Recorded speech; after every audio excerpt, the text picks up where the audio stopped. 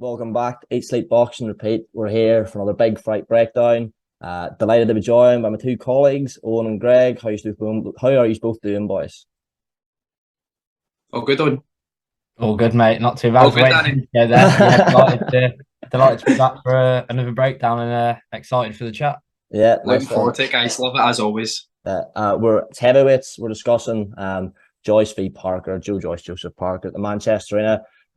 Great fight. I think there'll be no arguments about that. I think stylistically, a sort of interesting clash as well. Just want to first though get both of you guys' thoughts on like how you see the fight going. What's the fight going to look like, and if there's anyone you're particularly to lean in a big way. Go to you first, Greg. Mate. What are your thoughts on the fight?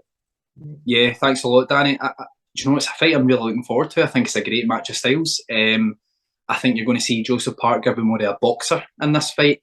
A matador and a bull, more like. I think that Joe Joyce is going to try and chase him down, stop him. So I think it's a really, really good fight.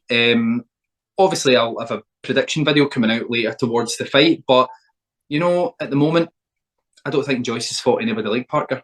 I don't think he's fought a guy who is. Let's take away the Dillian White points win against Joseph Parker. Joseph Parker wasn't great that night, and look at the way he had Dillian White at the end of the fight.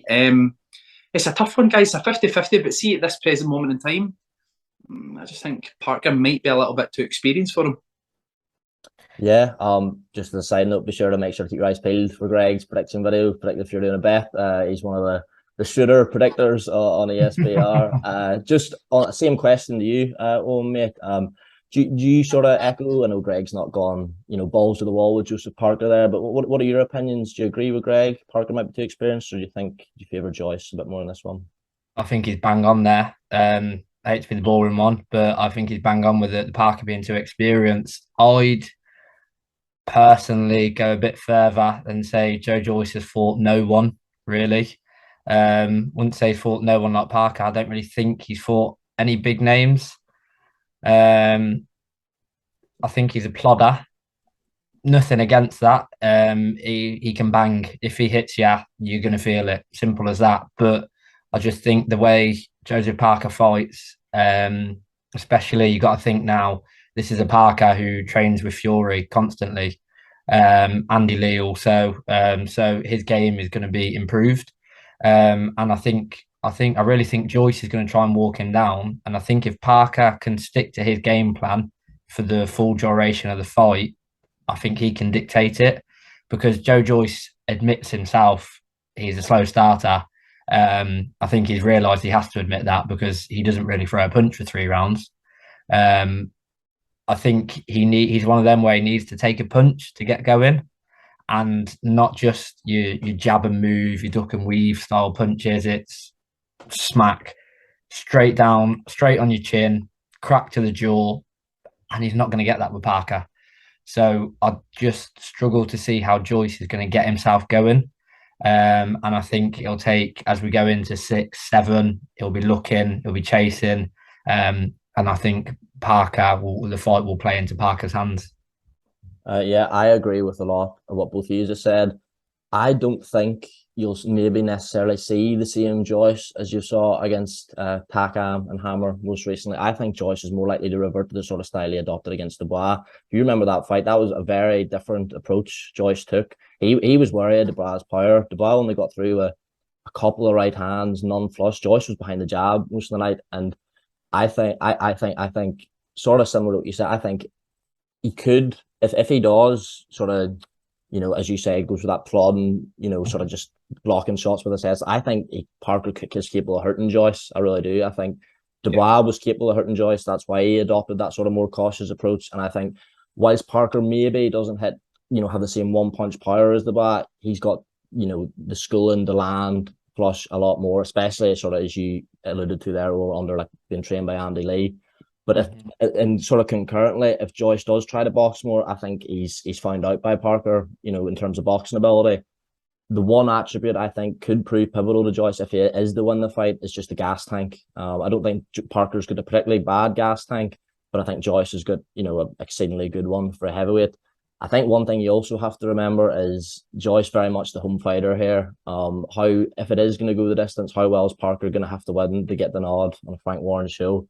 It's never nice to sort of talk about that, but this is boxing. We've all been around it long enough to know that you'd be a fool to sort of forget that. One thing I like to talk about, aside from the fight itself and how we see him playing out, is the sort of ramifications of the fight for the heavyweight division as a whole. Obviously, Joyce has had that WBO mandatory for a while, cemented it with that win against Hammer last time. Do you see a world title shot being straight round the corner for whoever wins this? I think we're all hoping to see Fury, Usyk. There's a chance the belts could fragment. For whoever comes out on top of this, go to you first, Owen, mate. How long? I mean, we assume it'll not be too long. We assume a world title shot will be on the horizon for him. But what sort of time frame do you think that you could be looking at that for the winner? I genuinely think it's going to be a waiting game for the winner of this. I think Usyk Fury will get made. I am confident now. Fury's instructed his team to tell the WBC, look, we're fighting. I'm defending my belt. I think Usyk Fury will 100% have a rematch clause in it. It's too big a fight. It's too much money. It's all the belts. I think that's next to get made. So if we're talking a rematch, there's 12 months for the two, minimum 10 to 12 months. So then if you're looking for a world title shot, you're not going to want to be inactive for that longer period, especially going in against Usyk or Fury. If you're that inactive, I think it's an easy night's work for either men. I think the problem is Hrgovic is now officially number one, and that was a fight against Yang where the winner gets a world title shot. So you've got to throw Hrgovic's name in the mix now. So as good as it is we're getting these fights, in terms of world title fights and bouts, the heavyweight division could be in a bit of disarray due to mandatories, number ones, unifications, undisputed status. So I think the winner of this I'd realistically be talking 18 months to 2 years. I think we'll be more likely fighting, and they'll say to someone like Hrgovic, sorry, but you need to have one more. So this is a final eliminators, almost final eliminator. But yeah, I think realistically, I think it'd be a minimum 18 months. Yeah, I agree with a lot of what you're saying. I think there, as you say, 100% you'll have a rematch clause for Usyk Fury if it gets made. The only thing is, I would say it would be unlikely that you'll see all 4 belts on the line for both fights. I think the governing bodies will sort of look to like, right, you're going to have to drop a couple of these. So I think it's more likely you sort of see shots for vacant titles and stuff like that. What do you think, Greg, mate? Do you agree with everyone saying we could be looking at a bit of a backlog here? I agree with both of you said. I think I can make this short and sweet. I think both of them aren't big enough in terms of the promotional companies that they're with to hold down a respectable value to fight for the world heavyweight title. Yeah, they might be in a final eliminator, but money talks in boxing, and you can pay step aside money. These guys, there's mandatories for multiple governing bodies. It really all depends what happens with the belts, but I'll be honest with you guys, I see more of a Dillian White or a Daniel Dubois route if both of these guys wins. I agree with what Owen says. I don't think it'll be for 18 months to 2 years. Guys can't stand that still. They need to be busy. So I'll be honest with you guys, I don't think the next one's the world title. There's a pull in the pull to it that it's a final eliminator, but you guys know as well as me, a final eliminator doesn't mean an awful lot in boxing these days. So No. I think it'll be another big name rather than a Usyk or a Joshua or a Fury. Yeah, I think the WBO, if I'm not mistaken, is the mandatory that's been called most recently. Usyk was WBO, and obviously it's the mandatory for the WBO, so it could be a while. I don't see either of these. Obviously, Parker's not going to fight Fury if Fury wins regardless, is he? So, but I don't think either of these will ever fight Usyk or Fury, to be honest. I think it's more likely, as you say, Greg, I think there's rumblings that Dubois and White are meant to fight, but obviously the Dubois-Joyce rematch makes a lot of sense. But yeah, I don't think you'll see either of these. I think that's the fight, by the way. Anyway. You know that you see it. I think that's the fight. See if Joyce wins the rematch and there's a WBA regular heavyweight title in the line. So yeah, I think that's the one. Now that you see it and you talk about the pulling power of a rematch, there's also a fringe world title in the line. So for me, I think that's where Joyce would go anyway. Out of the two of us, if you don't mind me asking, it's just making me think from what we've said. I know Parker previously held the WBO belt, but realistically, who do you think is more likely to become a world champion out of the two? It's a Good question. A good question, because Well, I'm sat here thinking now, and I'm thinking I really don't know. I think I'd edge towards Parker because he's been there before, but before pre-fight, I'm really not sure. So I'm intrigued to see what you two think.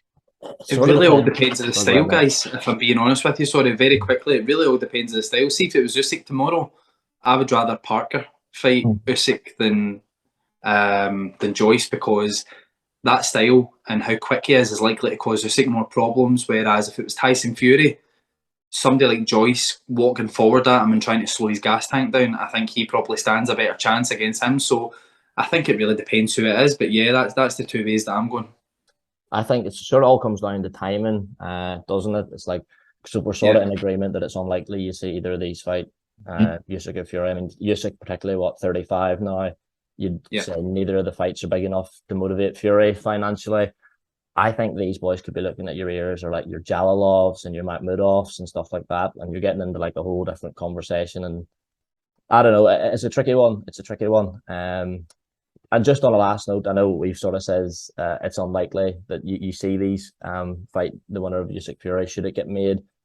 What sort of chance would you give them at that sort of top echelon, even forgetting Fury and Usyk? I mean, Joyce and Wilder is a fight that's always sort of mentioned. It's like the sort of unstoppable force meets the movable object. I think Joyce Joshua would make sense if you can get past the promotional barriers. How do you see these two standing up to, like, not necessarily Usyk and Fury, but the sort of the other people you would rank in that sort of top 6, top 7 at heavyweight? Go to you on that one, mate. Again, I think it's Parker because he can box.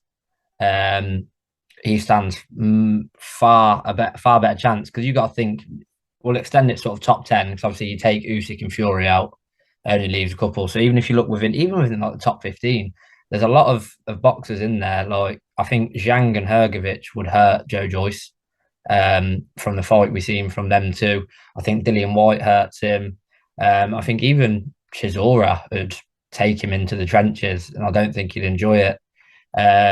So I think Parker's got a much better chance. I just think Joyce, if he's going to stand there and try and trade, which is the type of fighter he is, we saw it with Dubois. I think Dubois was just a bit tentative and a bit unsure at times to go in for the kill. So if you put, like we say, someone like Zhang, Hrgovic, even Dillian White in that position, they're not going to be bothered what's coming back. They're just going to drop their guard, and it's just going to be a big left hook, a big right uppercut, and they're just going to think you're just going to walk onto it, sort of thing. Like, you're plodding towards me, it's just going to be good night. So I think Parker stands a much better chance. Yeah, really, I don't see Joyce ever winning a world title, if I'm honest. If you count the WBA regular, potentially, but I don't really count that, so I don't see him winning one. What about you, Greg, mate? How do you see Joyce or Parker stacking up against sort of other elite heavyweights? Against the elite, I give Parker more of a chance. I think a lot of people forget.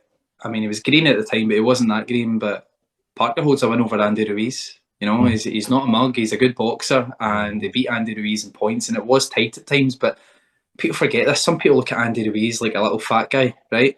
He had 105 fights as an amateur and won 100 of them. He's not a mug. He knows what he's doing. He's just got a certain style, and it doesn't look like a men's health body, but it is what it is. So yeah, I think Parker's got the experience. He's also younger.